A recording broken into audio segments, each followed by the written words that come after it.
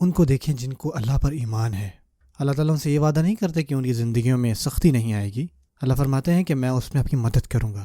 عجباً Lamar المؤمن ان امرہ کلہ خیر۔ کتنے عجیب معاملات ہیں ایک سچے مومن کے کہ اس کے تمام جو کام ہیں سب کے سب اس کے لیے خیر ہے۔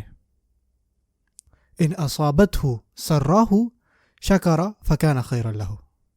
اگر اس کے ساتھ کچھ اچھا ہوتا ہے تو مومن اس پہ شکر ادا کرتا ہے، وہ اس کے لیے بہتر ہوتا ہے یہ کرنا۔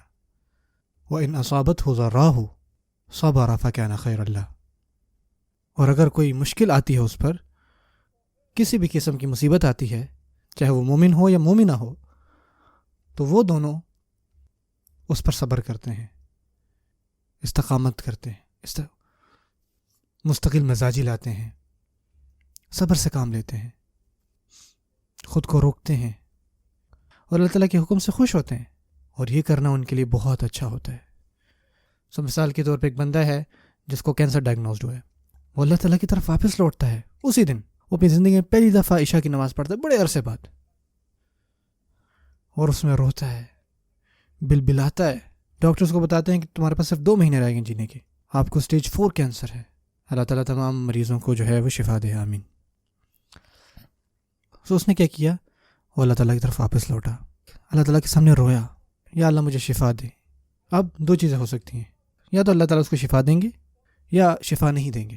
اگر اللہ اس کو شفا نہیں دیتے تو یہ بھی اس کے لیے سب سے بڑا تحفہ ہے، کیونکہ اس کے آخری دن اس کی زندگی کے وہ اللہ تعالیٰ سے اتنے قریب تھا۔ اللہ فرماتے ہیں کہ میں آپ سے بہت محبت کرتا ہوں۔ دیکھیں اس حالت کو، سبحان اللہ، آپ میرے لیے رو رہے ہو، آپ میری ہی صرف عبادت کر رہے ہو، آپ مجھ سے ہی معافی مانگ رہے ہو، اور آپ کو نہیں پتہ، ہو سکتا ہے کہ آپ کے پاس صرف 2 ہفتے رہ گئے ہوں باقی، لیکن دیکھیں میں آپ کو کس طرح اپنے قریب لے آیا، کس طرح آپ میرے اتنے قریب آ گئے، آپ میرے پاس آئے۔ کیا یہ تحفہ نہیں ہے کہ آپ کے فوت ہونے سے پہلے آپ اللہ سے قریب ہو گئے اور آپ کو پتہ ہی نہیں تھا، صرف 2 ہفتے رہتے تھے؟ اور حدیث میں آتا ہے کہ کس طرح آپ کا حساب لیا جائے گا، کہ جس طرح آپ کی موت ہوئی ویسے ہی آپ اٹھائے جائیں گے۔ آپ میری بات سمجھ رہے ہیں؟ ایک فٹ بال میچ وہ تب ہی ختم ہوتا ہے، یا تو 90 منٹ پورے ہو جائیں یا وہ اوور ٹائم بھی ختم ہو جائے۔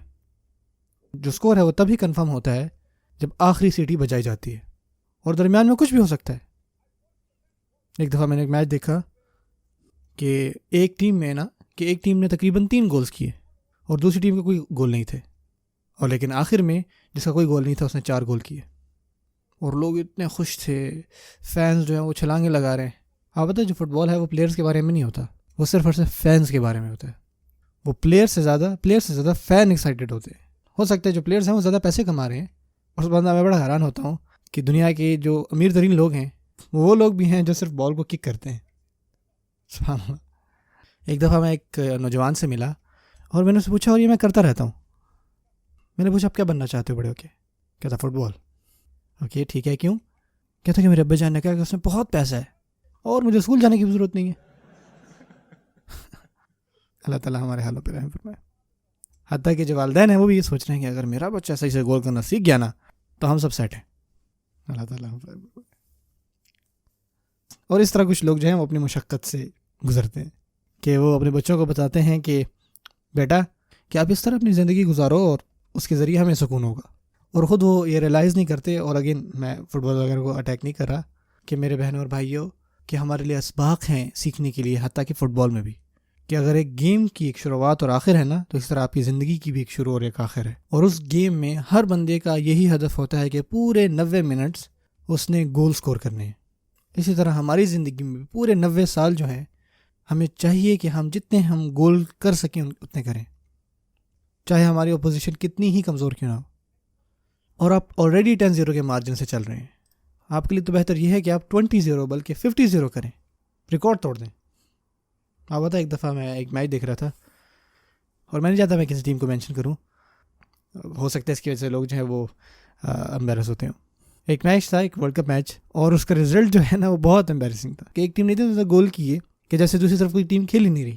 لیکن اس سے میں نے کیا سبق سیکھا کہ جب شیطان آتا ہے اور مجھ پہ اٹیک کرتا ہے تو مجھے چاہیے کہ میں اپنا دفاع کرتا رہوں، میں اپنے آپ کی پوری حفاظت کروں شیطان کے حملوں سے، اور میں اپنے گولز کرتے جاؤں ایک کے بعد ایک، اور رکوں ہی نہ، اور اسی طرح میں سروائیو کروں گا اپنے مشکل وقت میں۔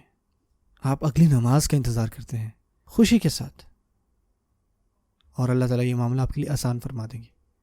آپ جس بھی مسئلے سے گزر رہے ہیں نا وہ آسان ہو جائے گا، کیونکہ آپ کا جو تعلق ہے اللہ تعالیٰ سے وہ بہت پاورفل ہے۔